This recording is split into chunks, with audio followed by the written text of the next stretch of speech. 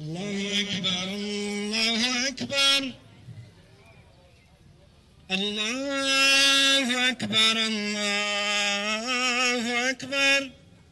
Le 19:51 di sabato scorso, area antistante Porta Dante fra i due giardini di Piazza dei Martiri. È l'ora ufficiale del tramonto al termine della giornata di digiuno per i fedeli di religione islamica ed è arrivato il momento di mangiare e di socializzare. Ma a Belluno quest'anno l'Iftar è diventato evento condiviso fra fratelli, fortemente voluto dal vescovo Renato Marangoni e dall'imam Zaccaria.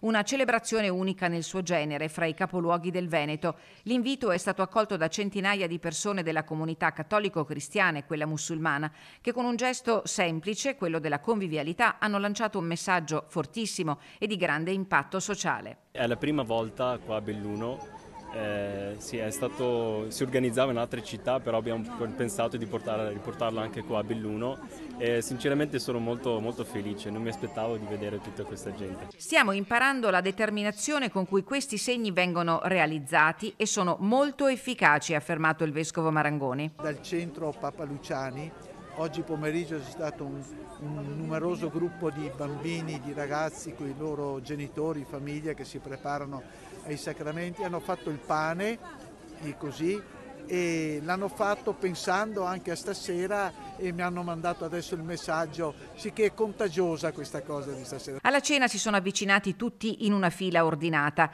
l'entrée a base di tè alla menta accompagnato da datteri ripieni di noci e poi le pietanze tipiche della tradizione marocchina e di quella italiana con le quali sono state imbandite le tavole. Anche l'amministrazione comunale di Belluno ha partecipato all'evento con l'assessora Roberta Olivotto. Sono molto orgogliosa di questa cosa che è assolutamente necessaria, che credo che proseguirà negli anni da quello che dicono gli organizzatori, mi auguro che sia così.